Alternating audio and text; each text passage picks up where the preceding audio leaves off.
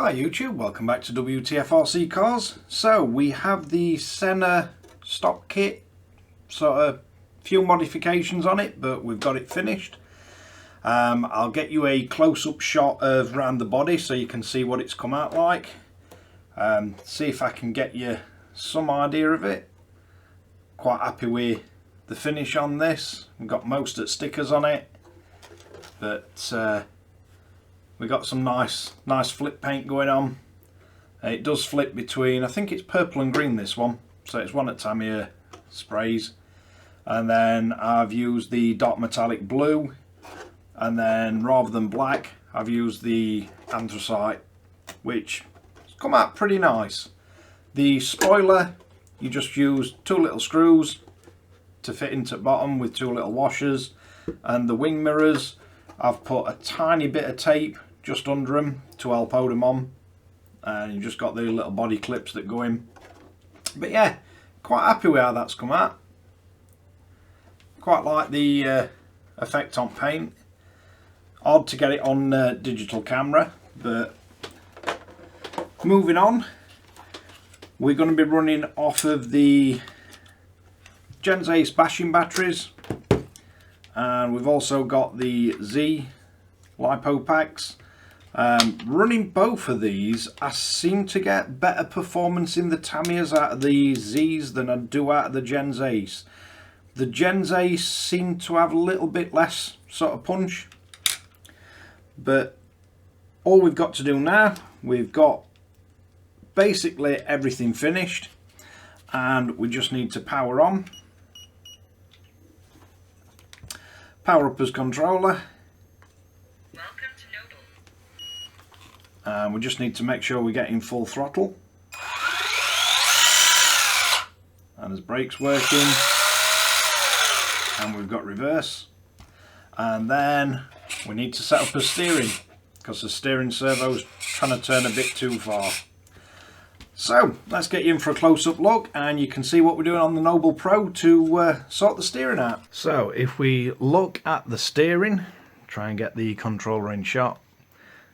We really don't have to turn very far before we're up against the servo saver. So we're going to want to go in first, and it looks like we need to set the sub trim just to bring it in line a little. So we'll make sure we're on steering.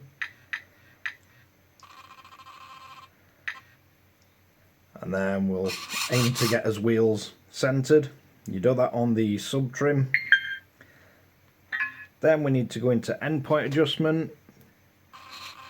Basically, all we're going to do is turn and then drop the endpoints down.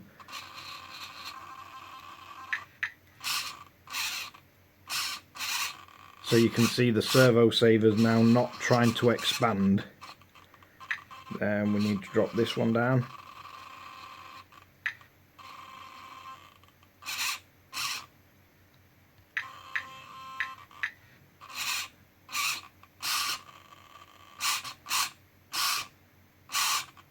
And then you can see the servo's not trying to overstress, and it's not trying to expand the servo saver too much. Now, I will be doing another video on what we're doing to this car to get it ready for racing, because I won't be using this servo and I won't be using these tyres. Because although these are fine for driving around on a car park, or they're not really what you want to be using for racing. So now we've got all the endpoints set, we've got the steering set up.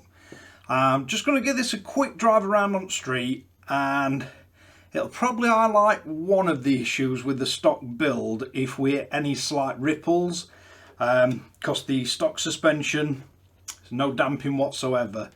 Shouldn't really be an issue if you're running it on really flat carpet indoor, on an indoor track or anything like that. But I'm quite interested to see how well this thing actually handles straight out of box.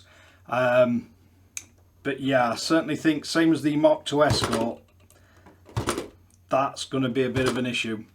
But let's have a look.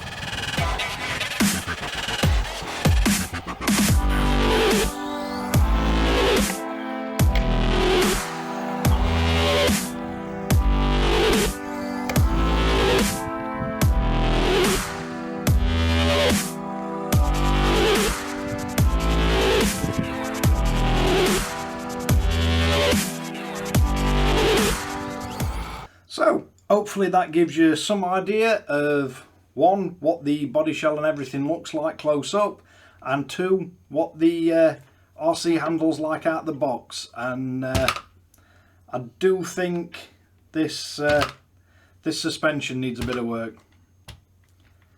It's surprising how well it actually corners and steers with this suspension, but the lack of damping is definitely going to be its downfall.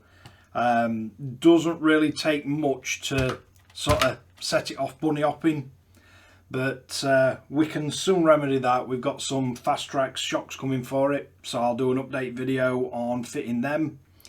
And I think finally probably going to get some matching body clips and wheel nuts just to brighten it up a bit, and I'll put all them on it when I do the video of getting it ready for racing. So we've got some race tyres and wheels. I've got the quicker servo that should be here, so we can get that put in. But out the box, quite a nice RC. As I say, you do need to do, or it's advisable to do some of the upgrades. The drive shafts at the front, definitely on TT-02, and the metal drive shaft down the centre, they're all relatively cheap upgrades for it. And other than that, if you want to be driving it on something that's not perfectly flat, I would definitely advise doing these shock upgrades. Quite a few companies out there do them. You can buy really cheap ones on AliExpress. There's the Fast Tracks ones that are quite nice shocks. Really do match my colour scheme on this as well, so that's why I'm going with them. But other than that, fun, great little car, really nice and enjoyable to build. They do a whole bunch of body shells for it because you've got short and long wheelbase, high and low ride height. You can build it however you want. This one is low, but it's still got enough ground clearance that you can drive it around on street, as long as there's not too many big stones. So like little pebbles and that, not really going to bother it. But thanks again for watching WTF Rc Cars. If you like this kind of content, don't forget to like and subscribe, hit the notification bell, share to friends and family, and I'll catch you guys again in the next one.